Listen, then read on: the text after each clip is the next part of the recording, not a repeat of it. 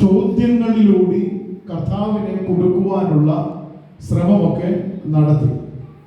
സദൂക്യര് പുനരുത്ഥാനമില്ല എന്ന് വിശ്വസിക്കുന്നവരായതുകൊണ്ട് പുനരുത്ഥാനത്തെ കുറിച്ചുള്ള ചോദ്യവും, ഹെരോദ്യര് ചോദിക്കുന്നത് കരം കൊടുക്കുന്നതിനെ കുറിച്ച് അല്ലേ, നമ്മൾ കൈസർക്ക് കരം കൊടുക്കുന്നത് വിഹിതമോ എന്നായിരുന്നു അവരുടെ ചോദ്യം. എന്നാൽ പരീക്ഷന്മാർ ഒന്നിച്ചുകൂടി അവര് പറയുന്നത് അല്ലേലൂയ, ന്യായപ്രമാണത്തിൽ ഏത് കൽപ്പനയാണ് വലുത്?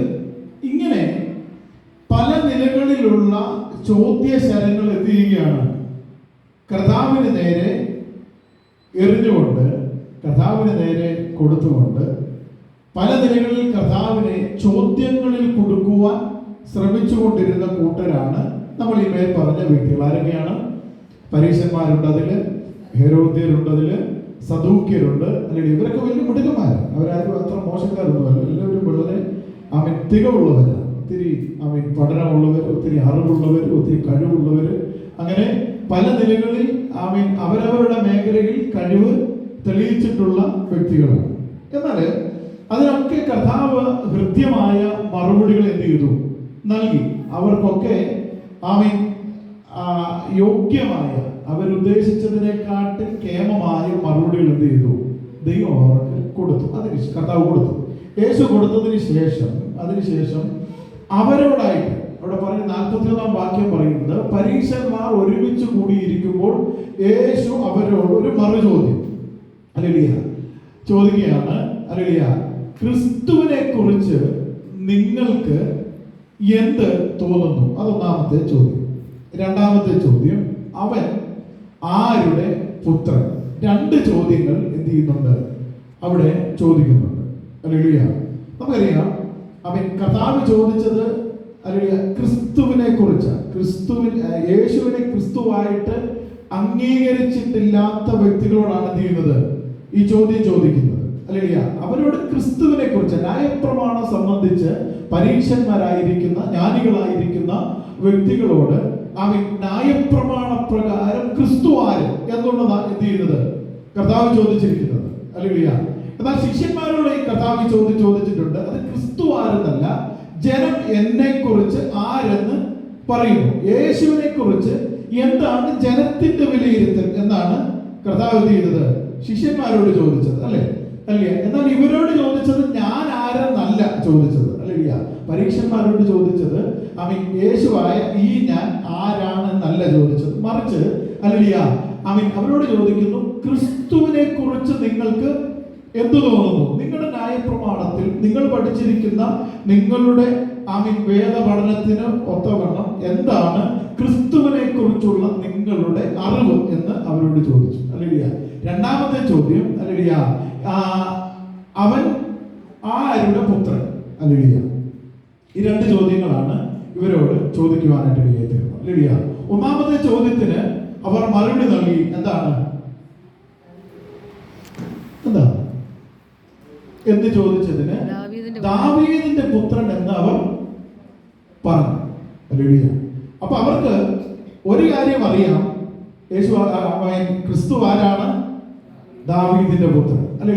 ക്രിസ്തു ദാവീദിന്റെ പുത്രനാണ് എന്ന്, മനുഷ്യാവതാരം എടുത്ത് വന്ന ക്രിസ്തു ദാവീദിന്റെ പുത്രനാണ് എന്ന് തെളിയിക്കുവാനായിട്ടാണ് സുവിശേഷങ്ങളുടെ ആദ്യ ഭാഗങ്ങളിൽ യേശു ക്രിസ്തുവിന്റെ വംശാവലി എഴുതുമ്പോൾ ആ വംശാവലി എന്ത് ചെയ്യുന്നുണ്ട്? വളരെ കൃത്യമായി എഴുതി വന്നിട്ട് അത് ദാവീദിന്റെ പുത്രൻ എന്ന് തന്നെ എന്ത് ചെയ്യുന്നുണ്ട്? തെളിയിക്കുന്നുണ്ട്. എവിടെയാ? മനുഷ്യാവതാരത്തിൽ. ക്രിസ്തു ഈ ഭൂമിയിലേക്ക് വരുമ്പോൾ അവൻ വരുന്നത് എവിടെയാണ്? ദാവീദിന്റെ ക്രമപ്രകാരമാണ്. അതുകൊണ്ടാണ് ക്രിസ്തു വരുന്നത് ദാവീദിന്റെ ക്രമപ്രകാരമാണ് എന്ന് ന്യായപ്രമാണം വെച്ചുകൊണ്ടാണ് പരീക്ഷന്മാർ പറയുന്നത്. ആരാണെന്നാണ്? ക്രിസ്തു ദാവീദിന്റെ പുത്രനാണ് എന്ന്. അപ്പോൾ അടുത്ത ചോദ്യം, അടുത്ത ചോദ്യത്തിനാണ് പ്രസക്തി. അടുത്ത ചോദ്യം, അവൻ ആരുടെ പുത്രൻ? അവന് ആരുടെ പുത്രൻ? ആ ചോദ്യം ഇവരെന്ത് ചെയ്തു? ഒന്ന് കുടുക്കി. ആരുടെ പുത്രൻ എന്ന് ചോദിച്ചപ്പോൾ അവൻ ദാവീദിന്റെ പുത്രനെന്ന് അവൻ ക്രിസ്തുവിനെ കുറിച്ച് എന്ത് തോന്നുന്നു, അത് അവൻ ആരുടെ പുത്രൻ. ഹല്ലേലൂയ. അപ്പൊ അടുത്ത ചോദ്യം, മറു ചോദ്യം. ഹല്ലേലൂയ. 110-ാം സങ്കീർത്തനം, നമ്മളിത് വായിച്ച സങ്കീർത്തനത്തിന്റെ അവൻ ഉദ്ധരണികളെ ഉദ്ധരിച്ചുകൊണ്ടാണ് യേശു അടുത്ത കാര്യം എന്ത് ചെയ്യുന്നത്, അവരോട് ചോദിക്കുന്നത്. അല്ലെങ്കിൽ നമ്മൾ വായിച്ചതല്ല, നമ്മുടെ ഇപ്പൊ വായിച്ചത് തന്നെ ഉണ്ട്. എന്നാല് ദാവീദ് ആത്മാവിൽ അവനെ കർത്താവ് എന്ന് വിളിക്കുന്നത് എങ്ങനെ?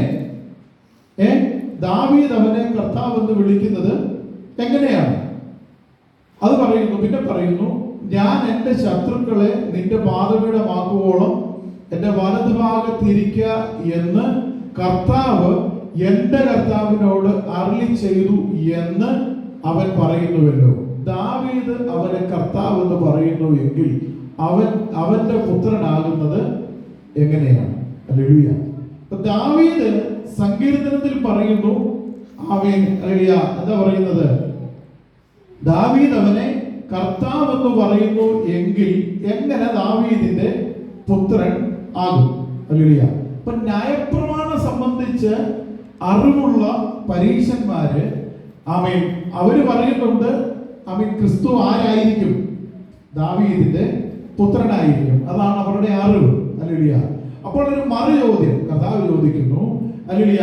ദാവീദ് അവനെ കർത്താവെന്ന് എന്ത് ചെയ്യുന്നുണ്ട്? അഭിസംബോധന ചെയ്യുന്നുണ്ട്. അതാണ് 110-ാം സങ്കീർത്തനത്തിൽ നമ്മൾ കാലം വായിച്ച സങ്കീർത്തനം. അവൻ അഭിസംബോധന ചെയ്യുന്നത് എങ്ങനെയാണ്? ഞാൻ എൻ്റെ ശത്രുക്കളെ നിന്റെ പാദപീഠമാക്കുമ്പോൾ എൻ്റെ വലതുഭാഗത്ത് ഇരിക്ക എന്ന് കർത്താവ് എൻ്റെ കർത്താവിനോട് എന്ത് ചെയ്യുന്നു? അരുളി ചെയ്തു. ഹല്ലേലൂയ. അതാണ് ആ വാക്യം. ഹല്ലേലൂയ. അപ്പോൾ ഇങ്ങനെ ഈ ചോദ്യം ചോദിച്ചു കഴിഞ്ഞപ്പോൾ ഇതിന് അവർക്ക് എന്ത് ചെയ്യാൻ കഴിഞ്ഞില്ല? മറുപടി പറയുവാനായിട്ട് കഴിഞ്ഞില്ല. ഇതുപോലെ എന്നെ കേൾക്കുന്ന ദൈവജനമേ, ഹല്ലേലൂയ, ആമേൻ, കർത്താവിനെ കൊടുക്കുവാൻ ഒരുപാട് ചോദ്യം ചോദിച്ചിട്ടുള്ള വ്യക്തികൾക്ക് ഈ ചോദ്യത്തിന് മുമ്പിൽ എന്ത് ചെയ്തു? മറുപടി. അതിന്റെ താഴോട്ടുള്ള ഭാഗം വായിക്കുന്നത് അങ്ങനെയാണ് വായിക്കുന്നത്. അവനോട് ഉത്തരം പറയുവാൻ അവർക്ക് ആർക്കും എന്ത് ചെയ്തില്ല? കഴിഞ്ഞില്ല. അത് മാത്രമല്ല, അന്ന് മുതൽ ആരും അവനോടൊന്നും ചോദിപ്പാൻ തുനിഞ്ഞതും ഇല്ല എന്നാണ്. ഹല്ലേലൂയ. അപ്പൊ കർത്താവ് ഒരു ചോദ്യം ചോദിച്ചു കഴിഞ്ഞപ്പോൾ ആമേൻ, അവർക്ക് എന്തില്ല? മറു ചോദ്യം ഇല്ല എന്നല്ല, പിന്നെ ഒരിക്കലും ആരും എന്ത് ചെയ്തിട്ടില്ല? ചോദ്യം ചോദിക്കുവാനായിട്ട് ചെന്നിട്ടുമില്ല. ഹല്ലേലൂയ. ഇതുപോലെ കേൾക്കുന്ന ദൈവജനമേ, നമുക്ക് ആമേൻ ആ വെളിപ്പാട് ദൈവം എന്ത് ചെയ്തു? നൽകുവാനായിട്ട് ഇടയായി തീരും. ഹല്ലേലൂയ.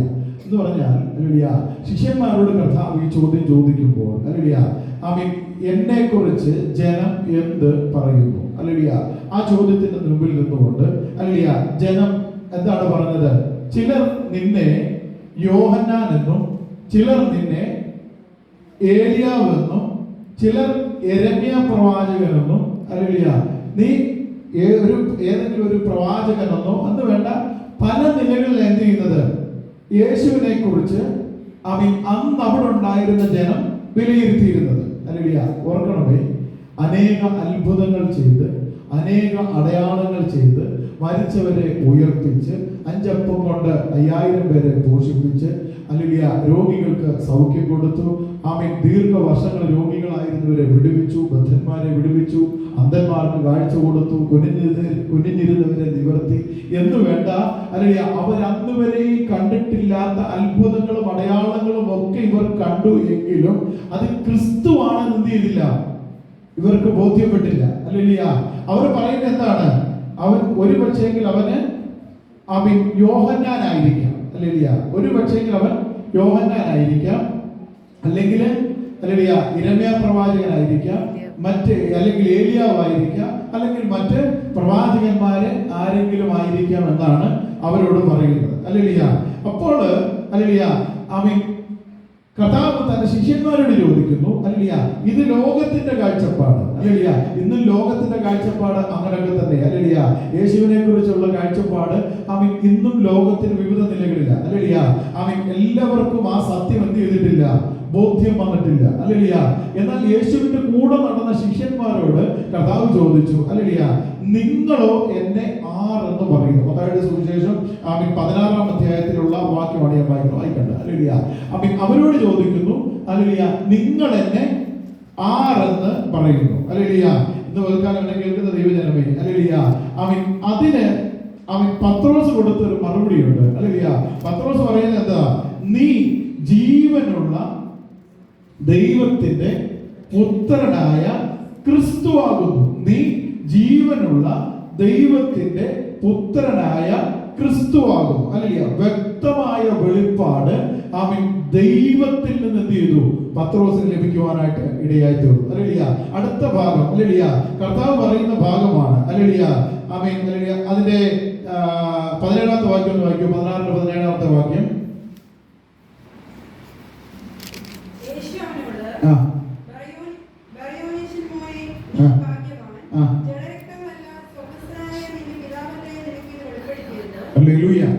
അവിടെ പറയുന്നത് നീ ഭാഗ്യവാൻ, ജഡരക്തങ്ങളല്ല, പിന്നെ ആരാണ്? സ്വർഗസ്ഥനായ എന്റെ പിതാവ് അത്ര എന്ത് ചെയ്തത്? ഇത് നിനക്ക് വെളിപ്പെടുത്തുവാനായിട്ട് ഇടയായി തീർന്നത്. ഇന്ന് രാത്രി വൈകാരനെ കേൾക്കുന്ന ദൈവജനമേ, ഹല്ലേലൂയ. ഇന്നും, ഹല്ലേലൂയ, ഈ ചോദ്യം നിങ്ങൾ എന്നെ ആരെന്ന് പറയുന്നുള്ള ചോദ്യം ലോകത്തിൽ മുഴങ്ങുന്നുണ്ട്, ഹല്ലേലൂയ. എല്ലാവർക്കും, ഹല്ലേലൂയ, ഈ യേശു ജീവനുള്ള ദൈവത്തിന്റെ പുത്രനായ ക്രിസ്തു എന്നുള്ള വെളിപ്പാട് ലഭിച്ചിട്ടില്ല, ഹല്ലേലൂയ. അത് ലഭിക്കണമെങ്കിൽ, ഹല്ലേലൂയ, സ്വർഗസ്ഥനായ പിതാവ് തന്നെ എന്ത് ചെയ്യണം? വെളിപ്പെടുത്തുവാനായിട്ട് ഇടയായിത്തീരണം, ഹല്ലേലൂയ. സ്വർഗസ്ഥനായ പിതാവാണ് പത്രോസിനും തന്റെ കൂടെ ഉള്ളവർക്കും എന്ത് ചെയ്തത്? ഈ ആത്മീകമായ സത്യത്തെ വെളിപ്പെടുത്തി കൊടുക്കുവാനായിട്ട് ഇടയായിത്തീരുന്നത്. കൃപയാൽ, ഹല്ലേലൂയ, ദൈവത്തിന്റെ കൃപയാൽ നമുക്കും ആ വെളിപ്പാടിന് എന്ത് ചെയ്തു? ദൈവം നൽകുവാനായിട്ട് ഇടയായിത്തീർന്നു, ഹല്ലേലൂയ. ആ വെളിപ്പാട് നമുക്കും ഉള്ളത് കൊണ്ടാണ് ഇന്ന് പകൽക്കാലം ദൈവസന്നിധിയിൽ കടന്നു വന്ന് ഈ ദൈവത്തിന് മഹത്വം കൊടുക്കുവാൻ ദൈവം നമുക്ക് അവസരത്തെ നൽകിയിരിക്കുന്നത്, ഹല്ലേലൂയ. അതുകൊണ്ടാണ് പറയുന്നത് സ്വർഗസ്ഥനായ പിതാവ് അത്ര എന്ത് ചെയ്തത്? ഇത് നിങ്ങൾക്ക് വെളിപ്പെടുത്തുവാനായിട്ട് ഇടയായിത്തീർന്നു. അതുകൊണ്ട് നീ ആരാ? നീ ഭാഗ്യവാൻ, ഹല്ലേലൂയ. നീ ഭാഗ്യവാൻ, ഹല്ലേലൂയ. അടുത്ത കുറെ അനുഗ്രഹങ്ങളും എന്ത് ചെയ്യുന്നുണ്ട്? അവരുടെ ജീവിതത്തിൽ ദൈവം കൊടുക്കുന്നുണ്ട്. എന്താ? ഈ വെളിപ്പാട് ലഭിച്ചപ്പോൾ, ഈ വെളിപ്പാട് അവന്റെ ജീവിതത്തിലേക്ക് വന്നപ്പോൾ പറയുകയാണ്, താഴേക്ക് വായിക്കാം, 17 മുതൽ 18 മുതലുള്ള വാക്യം താഴേക്ക് പോകാം.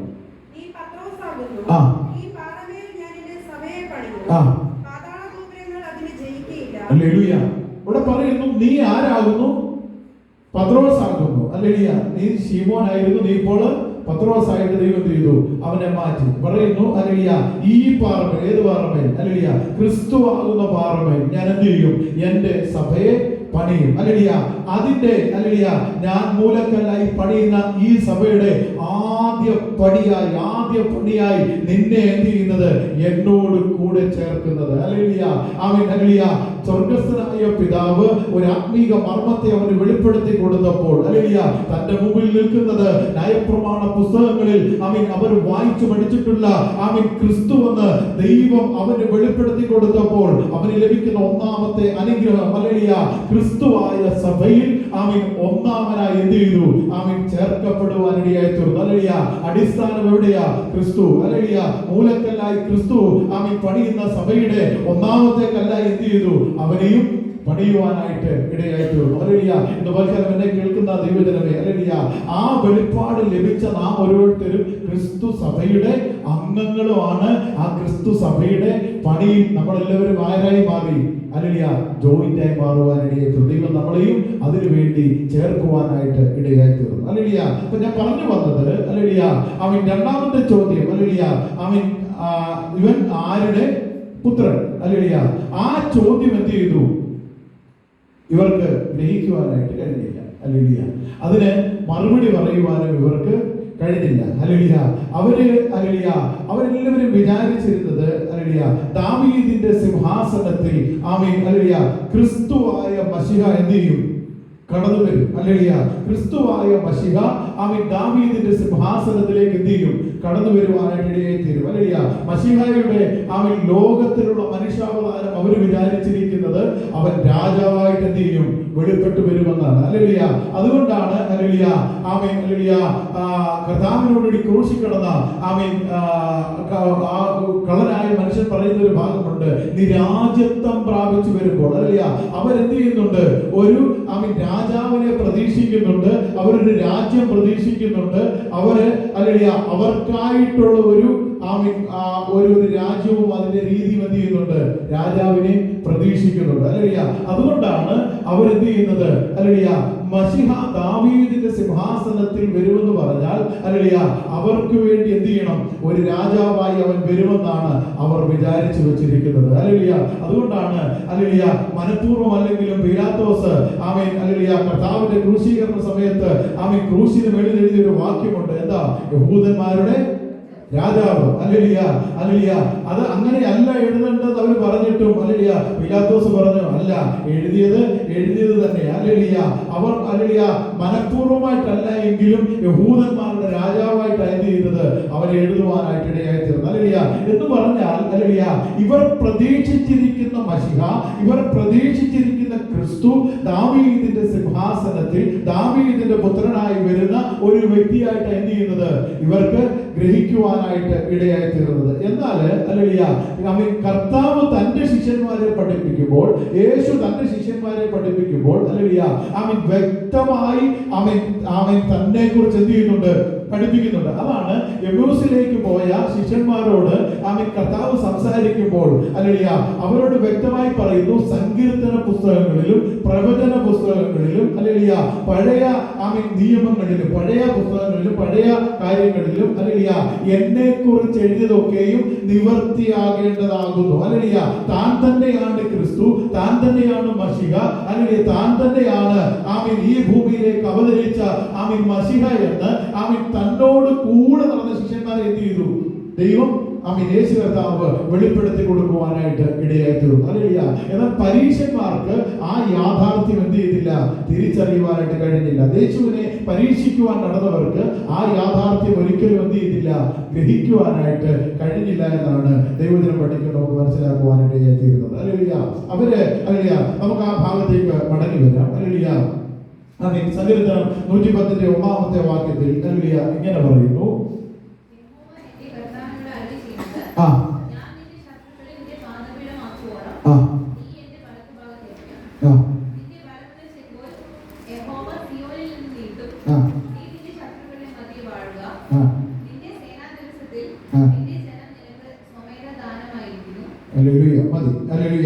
നമുക്കറിയാം അല്ലേലൂയ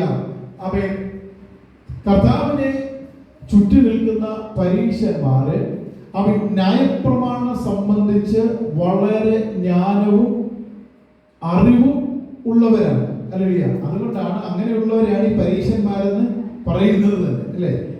ന്യായപ്രമാണം സംബന്ധിച്ചുള്ള എല്ലാ കാര്യങ്ങളിലും അല്ലേലൂയ ഇവർ വളരെ പെർഫെക്റ്റ് ആണ്.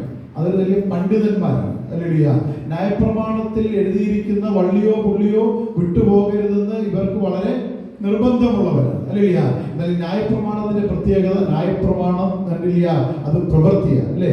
അല്ലേലൂയ. അതെല്ലാം അനുഷ്ഠിക്കേണ്ടതാണ്. അതെല്ലാം നമ്മൾ ചെയ്യേണ്ടുന്ന കാര്യങ്ങളാണ് എന്ത് ചെയ്തിരിക്കുന്നത്, ന്യായപ്രമാണത്തിൽ എഴുതി വെച്ചിരിക്കുന്നത്. അത് അങ്ങനെ തന്നെ പ്രമാണിച്ചാൽ മാത്രമേ അല്ലേലൂയ ന്യായപ്രമാണം മൂലമായിട്ട് ഒരു മനുഷ്യന് രക്ഷ ലഭിക്കുകയുണ്ടായിരുന്നുള്ളൂ. അല്ലേലൂയ. എന്നാൽ കർത്താവിന്റെ കാലം വന്നപ്പോൾ കൃപായുഗമാണ്. അല്ലേലൂയ. എല്ലാവരോടും ദൈവം എന്ത് ചെയ്യുക, അങ്ങ് ക്ഷമിക്കുക. അല്ലേലൂയ. അതുകൊണ്ടാണ് നമ്മളെ എല്ലാം ദൈവം എന്ത് ചെയ്തിരിക്കുന്നത്, തന്നോട് ചേർത്ത് പണിതുകൊണ്ടിരിക്കുന്നത്. അല്ലേലൂയ. ഇത് കൃപായുഗമായതുകൊണ്ട്. അല്ലേലൂയ. അപ്പൊ ന്യായപ്രമാണം സംബന്ധിച്ച് ഇവർക്കെല്ലാം നല്ല അറിവുണ്ടായിരുന്നു. ഇവരെല്ലാം വലിയ അറിവുള്ളവരായിരുന്നു. എന്നാൽ ക്രിസ്തു ആരുടെ പുത്രൻ എന്നുള്ള ചോദ്യം അല്ലേലൂയ ഇവരെ സംബന്ധിച്ചിടത്തോളം ദാവീദിന്റെ പുത്രൻ എന്നതിന് അപ്പുറമായിട്ടുള്ള ഒരു വെളിപ്പാട് ഇവരുടെ ജീവിതത്തിൽ ഉണ്ടായിരുന്നില്ല. അല്ലേലൂയ. അതിനെയാണ് ക്രിസ്തു എന്ത് ചെയ്യുന്നത്, യേശു അവിടെ തെളിയിക്കുവാനായിട്ട് ഇടയായി തീരുന്നത്. അല്ലേലൂയ. അവിടെ വായിക്കുന്നത് അല്ലേലൂയ അതിന്റെ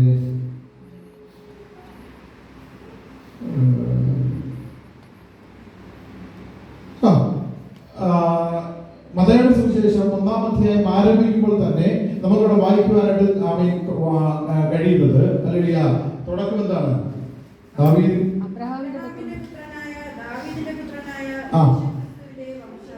അല്ലേലൂയ. അപ്പൊ അവിടെ നീണ്ട ഒരു വംശാവലി കൊടുത്തിട്ട് അവൻ ദാവീദിന്റെ പുത്രൻ എന്ന എന്ത് ചെയ്യുന്നുണ്ട്? തെളിയിക്കുന്നുണ്ട്. അതെന്തിനെന്ന് ചോദിച്ചാൽ യേശു ക്രിസ്തുവിന്റെ മനുഷ്യാവതാരത്തിൽ എന്ത് ചെയ്യുന്നത്? കാണുവാനായിട്ട് ഇടയായിത്തീരുന്നത്. ഹല്ലേലൂയ. ഞാൻ പറഞ്ഞു വന്നത് ഹല്ലേലൂയ, അവൻ യേശുവിനെ അവൻ ദാവീദിന്റെ പുത്രനായിട്ട്, യേശുവിനെ അല്ല ക്രിസ്തുവിനെ ദാവീദിന്റെ പുത്രനായിട്ട് മാത്രം കാണുവാനേ എന്ത് ചെയ്തുള്ളൂ? പരീക്ഷന്മാർക്ക് കഴിഞ്ഞിട്ടുള്ളൂ. ഹല്ലേലൂയ. എന്നാൽ നമ്മൾ മനസ്സിലാക്കണം ഹല്ലേലൂയ, അവൻ ഹല്ലേലൂയ കേവലമായ അവൻ ഒരു പുരോഹിതന്റെ അവൻ ഹല്ലേലൂയ ഭാര്യയായിരുന്ന എലിസബത്തിന് ദൈവം ആ വെളിപ്പാട് കൊടുത്തു. ഹല്ലേലൂയ. കാരണം അവൻ ഹല്ലേലൂയ എലിസബത്ത് അവൻ മറിയയുടെ അടുക്കൽ ചെല്ലുമ്പോൾ, ഗർഭിണിയായി അവൻ മറിയയുടെ അടുക്കലേക്ക് ചെല്ലുമ്പോൾ ഹല്ലേലൂയ അവൻ ആ ഭാഗം ഒന്ന് വായിക്കാമോ? ഹല്ലേലൂയ. അവിടെ പറയുന്ന ഒരു പദമുണ്ട്, എലിസബത്ത് പറയുന്ന ഒരു പദമുണ്ട് ഹല്ലേലൂയ, എന്റെ കർത്താവിന്റെ ഹല്ലേലൂയ എന്റെ കർത്താവിന്റെ മാതാവ്. ഞാൻ ആ വാക്യം കറക്റ്റ് ഓർക്കുന്നില്ല. ലൂക്കോസിന്റെ സുവിശേഷം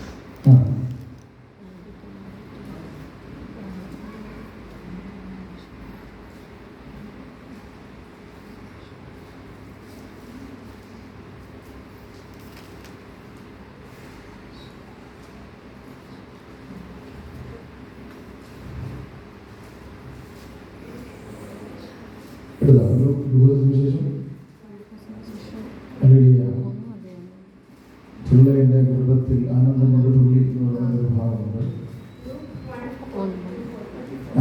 അത് വായിക്കാമോ?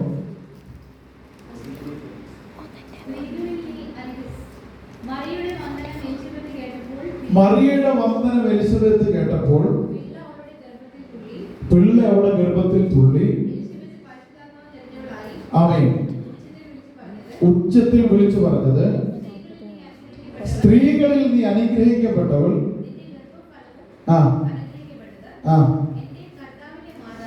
എന്റെ കർത്താവിന്റെ മാതാവ്, എന്റെ അടുക്കൽ വരുന്നത് മാനം.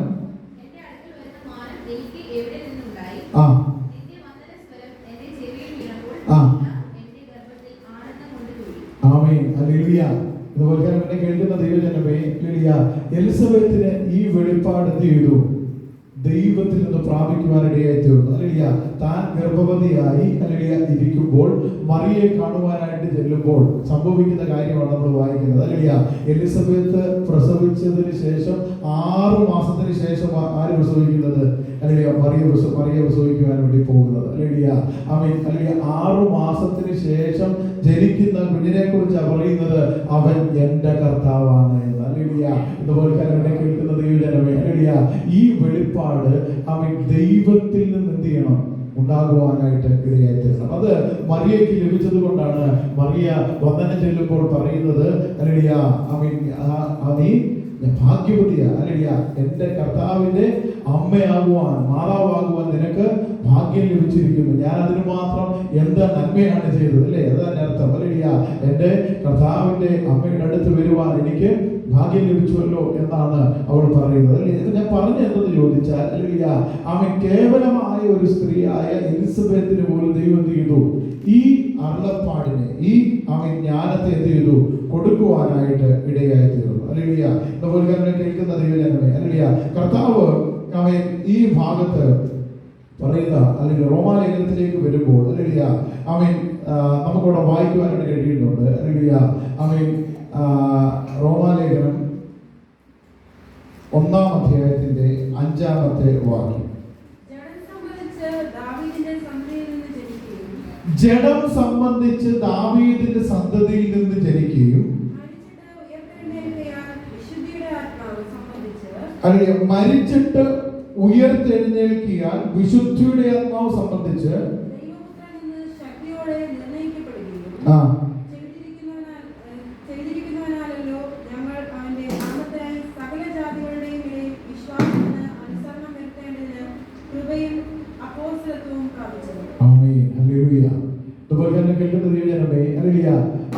അവൻ അപ്പോസ്തലന്മാർ അതിനെ തെളിയിക്കുക, ദൈവത്തിന്റെ ആത്മാവിനെ തെളിയിക്കുന്നത് ഹല്ലേലൂയ, അവൻ ജഡം സംബന്ധിച്ച് അവൻ എങ്ങനെ വരുന്നവനാ? ദാവീദിന്റെ സന്തതിയായി വന്നവനാണ്. എന്നാൽ മരിച്ചിട്ട് ഉയർത്തെഴുന്നേറ്റിരിക്കാൻ വിശുദ്ധിയുടെ ആത്മാവ് സംബന്ധിച്ച് ദൈവപുത്രൻ എന്ന് എന്ത് ചെയ്തു? ശക്തിയോടെ നിർണയിക്കപ്പെടുകയും ചെയ്തിരിക്കുന്നുവല്ലോ. ഹല്ലേലൂയ. അപ്പോൾ അവൻ ആരാണ്? ദൈവപുത്രനാണ്. ഹല്ലേലൂയ. അവൻ ദാവീദിന്റെ പുത്രൻ മാത്രമല്ല, ഹല്ലേലൂയ, അവൻ ദൈവപുത്രനാണ്. ഹല്ലേലൂയ. അവൻ സകലത്തിന് മുമ്പേ ഉള്ളവനാണ്. ഹല്ലേലൂയ. അവൻ ദാവീദിനും കർത്താവായത്. ഹല്ലേലൂയ.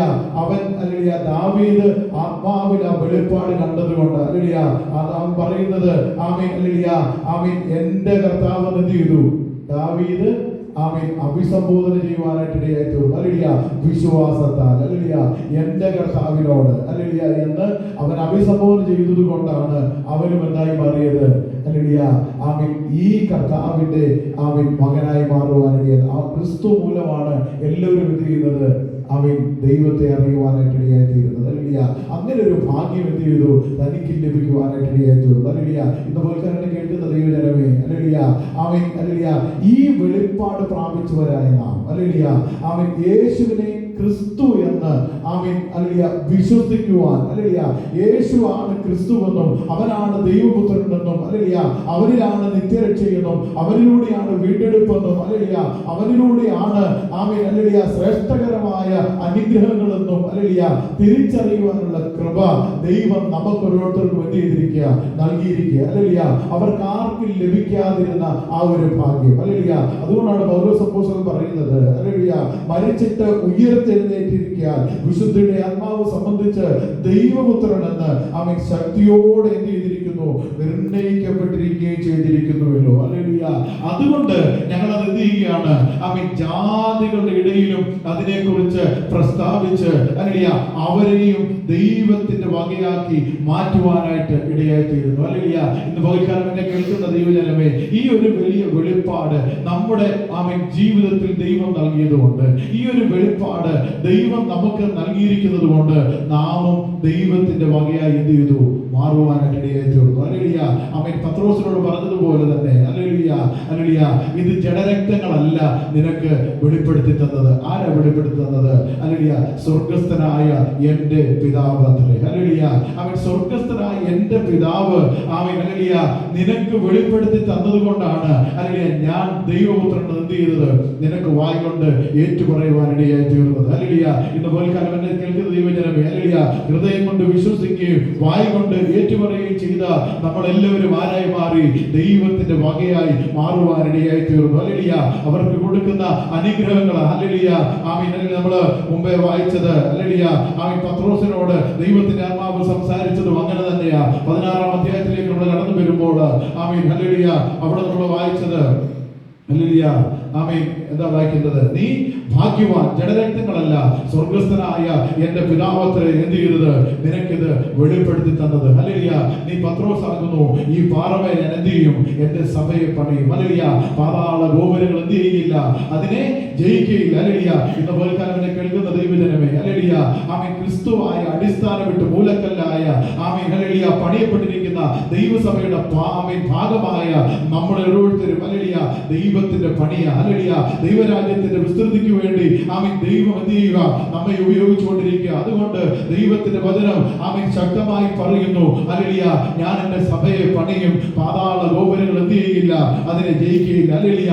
അനേക പാതാള ഗോപുരങ്ങൾ ദൈവസഭയെ തച്ചുടയ്ക്കുവാനും തകർക്കുവാനും ഹല്ലേലൂയ കാലാകാലങ്ങളായി ശ്രമിച്ചുകൊണ്ടിരുന്നപ്പോൾ ഒക്കെയും, ഹല്ലേലൂയ, ദൈവസഭ വളരുകയെന്നത് ദൈവസഭ എന്ത് ചെയ്തിട്ടില്ല? തളർന്നിട്ടില്ല. ഹല്ലേലൂയ. അനേകർ എന്ത് ചെയ്യുക? ഈ പണിയിലേക്ക് കൂട്ടിച്ചേർക്കുകയാണ് ചെയ്തത്. അധികമായി പുതിയതായി അനേകരെ എന്ത് ചെയ്യുക? ദൈവം അതിലേക്ക് കൂട്ടിച്ചേർത്തുകൊണ്ടിരിക്കുക. ഹല്ലേലൂയ. മാത്രമല്ല അതിന് താഴേക്ക് വരുമ്പോൾ, ഹല്ലേലൂയ, അടുത്ത ഭാഗം പറയുന്നു, ഹല്ലേലൂയ, സ്വർഗ്ഗത്തിന്റെ താക്കോൽ എന്ത് ചെയ്യുക? ഞാൻ നിന്നെ ഏൽപ്പിച്ചിരിക്കുക. ഹല്ലേലൂയ.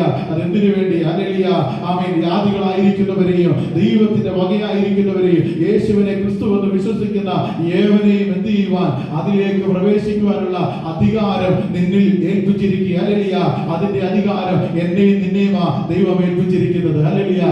സ്വർഗ്ഗം തുറന്നു കിടക്കുന്നത് എനിക്ക് നിനക്ക് വേണ്ടിയാ. ഹല്ലേലൂയ. അനേകരെ എന്ത് ചെയ്യുവാൻ? അതിലേക്ക് കൊണ്ടുപോകുവാൻ, അനേകരെ ഹല്ലേലൂയ സ്വർഗീയ അനുഭവത്തിലേക്ക് കൊണ്ടുപോകുവാനാ ദൈവം ആ ഉത്തരവാദിത്വം എന്ത് ചെയ്തിരിക്കുന്നത്? നമ്മെ ഏൽപ്പിച്ചിരിക്കുന്നു. മാത്രമല്ല, നീ ഭൂമിയിൽ കെട്ടുന്നതൊക്കെ എന്ത് ചെയ്യും? സ്വർഗത്തിൽ കെട്ടപ്പെട്ടിരിക്കും. ഹല്ലേലൂയ. നീ ഭൂമിയിൽ അടിക്കുന്നതൊക്കെയും സ്വർഗത്തിൽ അടിഞ്ഞിരിക്കും. ഹല്ലേലൂയ. പരിശുദ്ധാത്മാവ് ആമേൻ അങ്ങനെ ഒരു വലിയ ശക്തിയും എന്ത് ചെയ്തിരിക്കുക, നമ്മുടെ മേൽ പകർന്നിരിക്കുക. ഹല്ലേലൂയ. ഇന്ന് പകൽക്കാലം എന്നെ കേൾക്കുന്ന ദൈവജനമേ, ഹല്ലേലൂയ, ആമേൻ, യേശുവിനെ കുറിച്ചുള്ള വെളിപ്പാട് ലഭിച്ചവരായ നാം ഓരോരുത്തരും ആമേൻ, ഹല്ലേലൂയ, എത്ര ശക്തന്മാരാണ് എന്ന് ഇന്ന് പകൽക്കാലം നമ്മൾ മറന്നു പോകരുത്. ഹല്ലേലൂയ. നീ വിശ്വാസത്തോടെ പ്രാർത്ഥിച്ചാൽ നീ ഈ ഭൂമിയിൽ കെട്ടുന്നത് സ്വർഗത്തിൽ കെട്ടപ്പെടുവാൻ ഇടയായി തീരും. നീ ഭൂമിയിൽ അഴിക്കുന്നത് സ്വർഗത്തിൽ അഴിയപ്പെടുവാൻ ഇടയായി തീരും. ഹല്ലേലൂയ. നീ ഇവിടെ ബദ്ധന്മാരെ അഴിക്കുവാൻ, ഹല്ലേലൂയ, കുരുടന്മാർക്ക് വേണ്ടി പ്രാർത്ഥിക്കുവാൻ, ഹല്ലേലൂയ, നീ ആമേൻ സമയം ചിലവഴിച്ചാൽ, ഹല്ലേലൂയ, ദൈവം നിന്നിലൂടെ അത് എന്ത് ചെയ്യും, പ്രവർത്തിക്കുവാൻ ഇടയായി തീരും. ഹല്ലേലൂയ. നിന്റെ കരങ്ങളെ ദൈവം ബലപ്പെടുത്തുവാൻ ഇടയായി തീരും. ഹല്ലേലൂയ. നീ വിശ്വസിച്ചാൽ ദൈവത്തിന്റെ മഹത്വം നിന്നിലൂടെ എന്ത് ചെയ്യും, വെളിപ്പെടുവാൻ ഇടയായി തീരും. ഹല്ലേലൂയ. ഇത് സ്വർഗ്ഗസ്ഥനായ പിതാവ് നമുക്ക് നൽകിയിരിക്കുന്ന അധികാരവും അവകാശവും. ഹല്ലേലൂയ. ആ ഒരു നല്ല അധികാരത്തിലേക്ക്, ആ ഒരു നല്ല അവകാശത്തിലേക്ക് അവൻ കൂട്ടിച്ചേർക്കുവാൻ, കൂടി വരുവാൻ പരിശുദ്ധാത്മാവ് നമ്മെ സഹായിച്ചുവല്ലോ. അതോർത്ത് നമുക്ക് ദൈവത്തിന് നന്ദി പറയാം. ഹല്ലേലൂയ. ദൈവസന്നിധിയിലേക്ക് അവൻ കടന്നു വരുവാൻ ദൈവം നമുക്ക് അവസരം നൽകിയല്ലോ. ഹല്ലേലൂയ. അവിടെ കൂടിയിരുന്ന പരീക്ഷന്മാർക്ക് ആർക്കും, ഹല്ലേലൂയ, ഇത് ഞങ്ങളുടെ മുമ്പിൽ നിൽക്കുന്നത് അവൻ ക്രിസ്തു ആണെന്നുള്ള ബോധ്യം അവർക്ക് ലഭിച്ചില്ല. ഹല്ലേലൂയ. ആമേൻ. ഹല്ലേലൂയ. അവരുടെ കണ്ണ് കുരുടായിരുന്നു. ഹല്ലേലൂയ. എന്നാൽ അവർ, ഹല്ലേലൂയ, തള്ളിക്കളഞ്ഞത്. ഹല്ലേലൂയ. അതുകൊണ്ടാണ് അവരെന്ത് ചെയ്തത്, ക്രിസ്തുവിനെ തള്ളിക്കളയുവാനായിട്ട് ഇടയായി തീർന്നത്. ഹല്ലേലൂയ. അവർക്ക് ആ ബോധ്യം ലഭിക്കാതിരുന്നപ്പോഴാണ്, ഹല്ലേലൂയ, അവർ തേജസ്സിന്റെ ക്രിസ്തുവിനെ എന്ത് ചെയ്തത്, ക്രൂശിക്കുവാനായിട്ട് ഇടയായി തീർന്നത്. ഹല്ലേലൂയ. ഇതുപോലെ തന്നെ കേൾക്കുന്ന ദൈവജനമേ, അത് നമ്മളെ ആമേൻ ദൈവത്തിന്റെ വകയാക്കി തീർക്കുവാൻ മുഖാന്തരമായി മാറി. ഹല്ലേലൂയ. അവൻ സ്വന്തത്തിലേക്ക് വന്നു, സ്വന്തത്തിലുള്ളവരോ അവൻ എന്ത് ചെയ്തില്ല, കൈക്കൊണ്ടില്ല. ഹല്ലേലൂയ. അതുകൊണ്ടാണ്, ഹല്ലേലൂയ, കൃപയാൽ നമ്മൾക്കും ഈ ഭാഗ്യം ദൈവം നൽകിയത്. ഹല്ലേലൂയ. ഹല്ലേലൂയ. ഇനിയും, ഹല്ലേലൂയ, വരുവാനുള്ള ലോകത്തിലും ഇനി വരുവാനുള്ള കാലത്തിലും, ഹല്ലേലൂയ, എല്ലാ നാവും എന്ത് ചെയ്യും, ഏറ്റുപറയും. ഹല്ലേലൂയ. എന്ത് പറയും? ഹല്ലേലൂയ, ക്രിസ്തു മാത്രം, യേശു മാത്രമാണ് കർത്താവെന്ന് ഈ ലോകം മുഴുവൻ എന്ത് ചെയ്യും, ഏറ്റുപറയുവാൻ ഇടയായി തീരും. ഹല്ലേലൂയ. എല്ലാവരും, എല്ലാ നാവും, എല്ലാ മുഴങ്കാലും, അവൻ എല്ലാ നാവും ഒരുപോലെ പാടുന്ന ഒരു പാട്ടാ. ഹല്ലേലൂയ. യേശു മാത്രമാരാ, കർത്താവ്. ഹല്ലേലൂയ. യേശു മാത്രമായിരിക്കും കർത്താവ്. ഹല്ലേലൂയ. കൃപയാൽ, കൃപയാൽ, കൃപയാൽ ആമേൻ ആദ്യമേ അത് പറയുവാൻ, ആദ്യമേ അത് പാടുവാൻ നമുക്ക് ഭാഗ്യം ലഭിച്ചതോർത്ത് ഞാൻ ദൈവത്തിന് നന്ദി പറയുകയാണ്. ഹല്ലേലൂയ. ആമേൻ. യേശു മാത്രം കർത്താവെന്ന് ആമേൻ, ഹല്ലേലൂയ, ഹൃദയത്തിൽ വിശ്വസിക്കുവാൻ, ആമേൻ, അത് വായ്കൊണ്ട് ഏറ്റുപറയുവാൻ, ആ വിശ്വാസത്തിൽ ജീവിക്കുവാൻ ദൈവം നമുക്ക് അവസരം നൽകി. ഹല്ലേലൂയ. കർത്താവ് തന്റെ മഹത്വത്തോടെ വെളിപ്പെട്ടു വരുമ്പോൾ, ഹല്ലേലൂയ, ഭൂമിയിൽ ശേഷിക്കുന്ന ആമേൻ സകലരും ഒരേ സ്വരത്തിൽ ഒരുപോലെ ആമേൻ പറയും, യേശു മാത്രമാ കർത്താവെന്ന്. ഹല്ലേലൂയ. ആ ഭാഗ്യകരമായ, ആ അതിശയകരമായ അനുഭവത്തിലേക്ക് തുടർന്ന് കൊണ്ടുപോകുവാൻ പരിശുദ്ധാത്മാവ് നമ്മെ എല്ലാവരെയും ആമേൻ സഹായിക്കട്ടെ എന്ന് ആത്മാർത്ഥമായി പ്രാർത്ഥിക്കുന്നു. ഈ വചനങ്ങളാൽ ദൈവം നമ്മെ എല്ലാവരെയും അനുഗ്രഹിക്കുമാറാകട്ടെ.